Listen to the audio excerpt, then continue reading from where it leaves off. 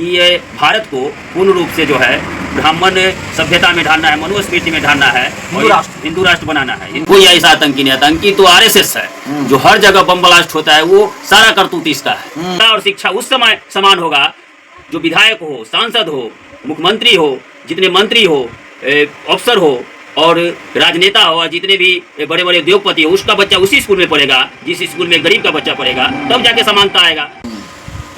ये संघर्षों के साये में घनघोर जवानी पलती है, जिस जवाना जिधर झुक जाता है, जिस ओर जवानी चलती है। आज मैं मोरवा विधानसभा में आया हूँ, जहाँ पर एक कर्मठ और संघर्षशील बहुजन नेता आदरणीय बैजनाथ साहनी जी हैं, जो मोरवा में आए दिन बहुजन समाज के पर होने वाले अत्याचार पर जुर्म जाति को कड़ा प्रतिरोध संघर्ष किए। मुलाकात करते हैं, बातचीत करते हैं कि मोरवा विधानसभा में क्या विकास हुआ है, क्या यहाँ पर और भी बाकी है, ये तमाम जानकारी देते हैं। सबसे पहले मेरे चैनल में आपको स्वागत है। इस मोरवा विधानसभा में आप तो दिन से संघर्ष कर रहे हैं, क्या लगता है कुछ परिवर्तन हुआ है, कुछ विकास हुआ है? विकास कुछ नहीं देखने को मिला है, और सबसे व्यवस्थित जो है यहाँ का, जगह जगह जब गांव में जाते हैं, अभी हम जनसंपर्क में निकलते हैं, तो सबसे बड़ी मुद्दा निकल के आती है कि सड़क जो है, पानी का निकासी नहीं है सड़क पर से, नाला का निकासी नहीं। इस कारण जो है बहुतों लोगों को गांव में दिक्कत सहना पड़ता है। ये सबसे बड़ी बात है कि मुद्दा है कि ये जो जल जमाव है उसकी निकासी के लिए नाला बनाया जाए। अरे नाला का काम तो मान लीजिए वार्ड कमिश्नर साहब करते हैं, विधायक का क्या प्रोग्राम है? अगर मान लीजिए अगर वार्ड कमिश्नर से नहीं होता है तो विधायक के भी दायित्व बनता है देख रेख करने का, उसमें कहने का, बोलने का। तो ये तो अब उनकी क्या हेल्पर है। विधायक जी क्षेत्र में आते हैं, घूमते हैं, आते हैं सिर्फ भोज खाने के लिए, सिर्फ भोज खाने के लिए आते हैं, भोज खाने के लिए आते हैं, और उसके बाद अपना हाजिरी लगा के चले जाते हैं। ज़्यादातर ये भोज खाने वाले नेता हो गए। अच्छा, ये ऐसा भी लोग आरोप लगाते हैं कि माननीय विधायक जो यहाँ के रणविजय साहू जी हैं, बहुत गरीब गुरबा के मसीहा। अगर गरीब गुरबा के मसीहा होते तो दरवा की घटना में गए हुए थे हम, वहाँ पर यादव समाज के लोग जो है, दलित समाज के शादी में किया और घर में किया, उसमें यादव समाज के लोग, हाँ, उसमें जाकर के उन लोगों को भेंट करने के लिए भी, मिलने के लिए नहीं गए, और वो जाकर के उसमें सपोर्ट भी करवाए और बिल भी करवा दिए। यादव समाज को समर्थन कर दिए। तो इससे पता चलता है कि ये जो है गरीब गुरबा की नेता नहीं है, ये जहाँ जिन लोगों के साथ है उनको बचाने का काम करते हैं। कहने का मतलब ये बात है कि उनको ये बात का आपके हिसाब से कि जो आरजेडी के समर्थक ज़्यादातर यादव समाज लोग ज़्यादा रहते हैं, तो अत्याचार भी करे तो उन्हीं को समर्थन कर दिए, यही आप कहना चाहते हैं? यही है बस, यही लेकर के हम लोग उसके बाद जब केस हुआ, केस जब गए वहाँ, तो वहाँ जो है SC/ST थाना से केस होकर के उस पर केस लगा, लेकिन लगने के बाद वो बेल लेकर के अपना घूम रहा है। तो यही देखने को मिला, अगर वो अत्याचार किया, वो जेल जाता तब तो पता चलता है कि क्या होता है। बिल्कुल, लेकिन उसको जेल नहीं जाने दिया गया। आज भी वो अपना जो दलित समाज के लोग हैं वो संघर्ष कर रहे हैं केस के द्वारा, बेल करा के अपना घूम रहा है।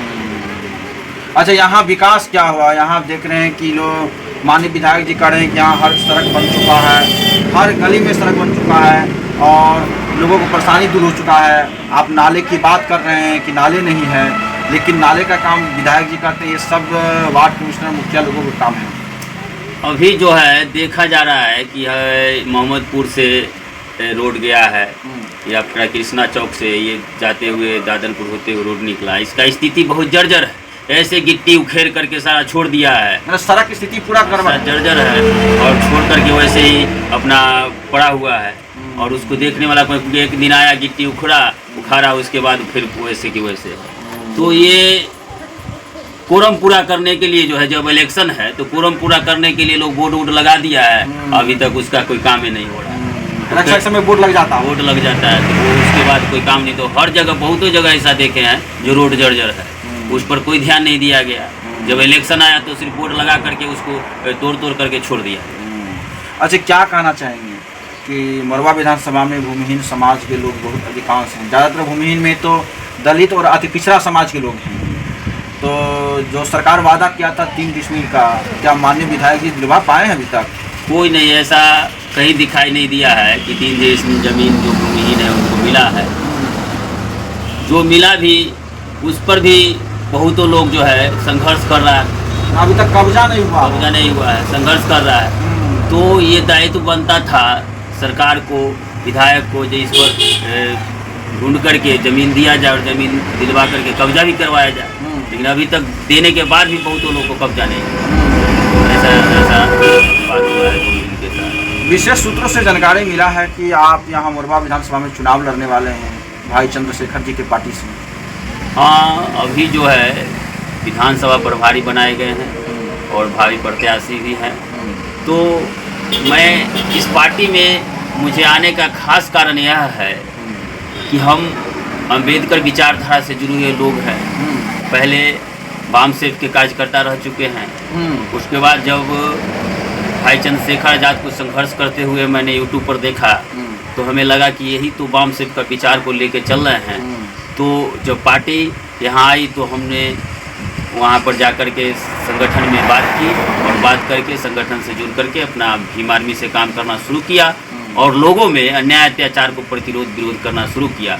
तो कहा जाता है कि भीम आर्मी के जो लोग हैं, जो अभी एक बाबा हैं, वो आरोप लगा रहे हैं कि भीम आर्मी के लोग आतंकी हो चुके हैं। वो मोदी जी से रिक्वेस्ट कर रहे हैं कि भीम आर्मी बंद होना चाहिए। अगर भीम आर्मी आतंकी होते तो संविधान पर भरोसा नहीं करते। आज तक जितने भी संगठन है, हिंदू वाहिनी हो या बजरंग दल हो या ये राजपूताना जो बोलता है जिसको रणवीर सेना हो, ये लोग जो है उपद्रवी संगठन है। इन लोगों को बंद होना चाहिए। ये कर्री सेना, इन लोगों को बंद होना चाहिए। ये जो है भीम आर्मी जो दलित पर अत्याचार होता है, दबे कुचले लोगों पर अन्याय होता है, उनको बढ़ चढ़ के संविधानिक तौर पे इलाज करने का काम करता है, न कि कभी लड़ाई झगड़ा करने का काम करता है। कोई ऐसा आतंकी नहीं। आतंकी तो आरएसएस है जो हर जगह बम ब्लास्ट होता है, वो सारा करतूत इसका है। जितने भी ये बीजेपी के सरकार में पुलवामा हमला हुआ, अभी जो हमला हुआ है, जितने भी यहाँ जो हमला हुआ है, जितना भी हमला हुआ है, सारा ये करतूत आरएसएस का है। और ये जब इलेक्शन आता है तब हमला होता है, जब इलेक्शन आता है तब पाकिस्तान पर ठिठुरा फोड़ा जाता है।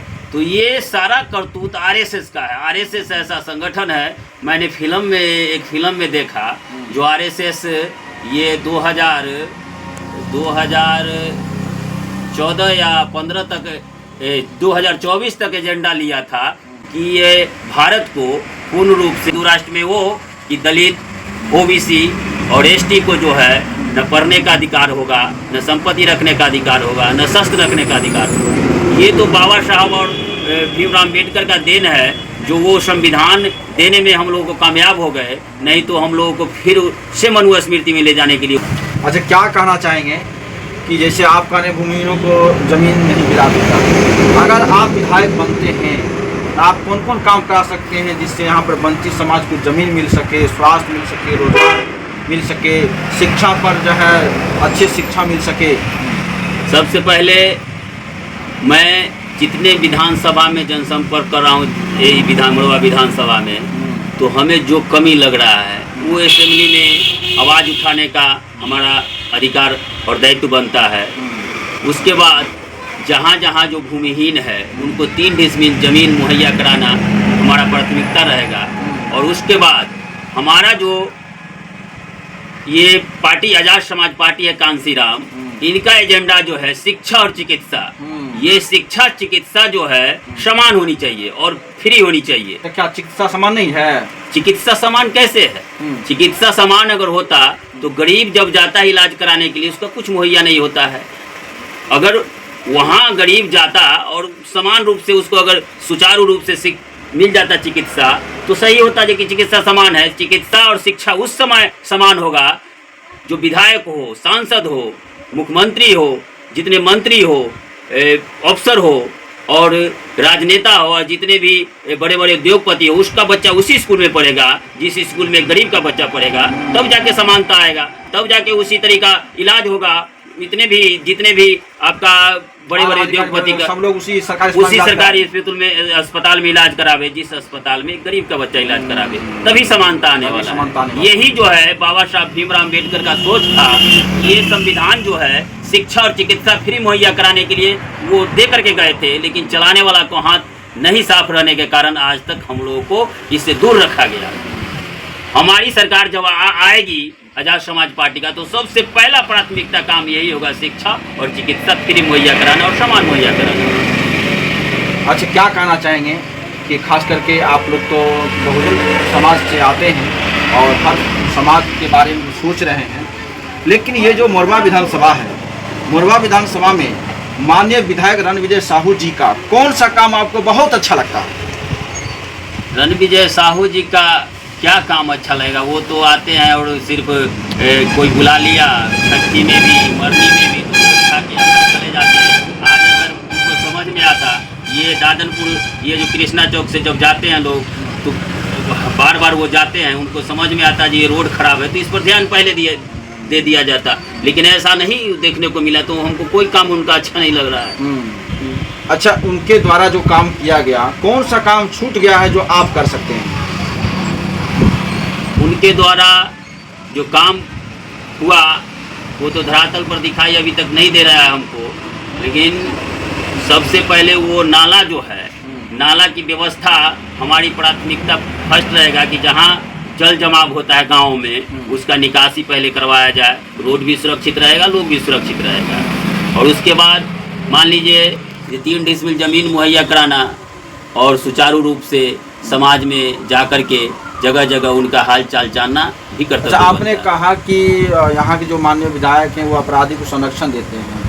भाजपा के लोग भी आरोप लगाते रहे हैं कि जब बिहार सरकार में लालू जी रहे तो अपराधियों को संरक्षण मिलता था, फिरौती सरकार के द्वारा लिया जाता था, विधायक जी के यहाँ से नियंत्रण होता था।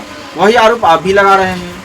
नहीं, ऐसा अभी तक तो दिखाई नहीं दिया है इनके बारे में, लेकिन जब लालू जी की बात कहा जा रहा है, तो लालू जी एक ऐसा नेता रहे हैं कि वो जब तक रहे हैं वो समाज की लड़ाई लड़ते रहे संवैधानिक तौर से, लेकिन उनको गलत ढंग से फंसा दिया गया। आज जो है हम लोग चाहते हैं कि हम लोग साथ मिलकर के लड़ाई लड़े, लेकिन ये जो इनको जो कहा कमान है वो समझ चुके हैं कि नहीं हम अकेले सरकार बना लेंगे। तो इसीलिए तो हम लोग कहे हैं जो अगर अकेले आप सरकार बनाएंगे तो 143 सीट आपको छोड़ दिया गया है, 122 सीट जीत करके आप सरकार बनाइए। हम लोग तो 100 सीट पर लड़ने का घोषणा किए हैं। तो उनको ये बात सोचना होगा। आज अगर चंद्रशेखर भाई को अगर साथ लेकर चलते तो उनका यहाँ सरकार बनने के लिए जा रहा था, लेकिन नहीं लेकर चलने के। कुछ लोगों को आरोप ये भी है कि चंद्रशेखर भाई के साथ जितने भी जो वोटर हैं वो बहुत युवा हैं। युवा कहने का मतलब क्या है कि वो उनका उम्र जो है 18 साल से कम है, ज़्यादातर उन्हीं के वही सब लोग उनके साथ में हैं। तो फिर ये वोट को तब्दील कैसे करेंगे और वोट की संख्या पुराएंगे कैसे? जैसे बार बार चंद्रशेखर भाई से बात सुनने को मिलता है कहीं भी कि संघर्षों के साये में घनघोर जवानी पलती है, जिस जवाना जिधर झुक जाता है जिस ओर जवानी चलती है। तो जवान लोग जिसके साथ है वो उसको झुकना पड़ेगा, जवाना को झुकना पड़ेगा। लेकिन जवान लोग तो अधिकांशतः उनके पास ऐसा जवान लोग हैं जो वोट नहीं गिरा पाते हैं, उम्र उनका वोट गिराने वाला नहीं रहता। अभी जिस तरीका से चंद्रशेखर भाई का पूरे देश में करेज बन रहा है, जो कि वो अकेला ऐसा सांसद है 543 में जो हर मुद्दा को सभी को मुद्दा को वो सुचारू रूप से अपने सांसद भवन में रख पाते हैं। और जब वहाँ मौका नहीं मिलता है तो वहाँ से निकल करके रोड पर भी वो तख्ती लेकर के निकलते हैं, बोलने का काम करते हैं। तो इस तरीका से ऐसा नेता आज के दौर में देखा जाए तो आज के दौर में आने वाले जो है भविष्य में ये दूसरा अम्बेडकर होंगे। मैं कहने मतलब कांसीराम साहब को भी पीछे छोड़ दिए चंद्रशेखर भाई। कांसीराम साहब को तो गुरु मान रहे हैं, जिन ये गुरु हैं, तो कांसीराम साहब से सीख लेकर के, बाबा साहब को सीख लेकर के उन्हीं के विचारधारा को तो आगे बढ़ा रहे हैं। तो कहने का मतलब आपने जिस बेबाकी से माननीय बैद्यनाथ साहनी ने जो अपनी बात को रखे कि मोरवा विधानसभा कहीं न कहीं विकास की कमी और अपराध का संरक्षण मिल रहा है और बिहार में सत्ता लाना है विपक्ष को, तो साथ में भाई चंद्रशेखर को रखना चाहिए। आपका क्या कहना है? लाइक कमेंट शेयर कीजिए। मैं आपके साथ ब्रजमोहन गौतम, धन्यवाद।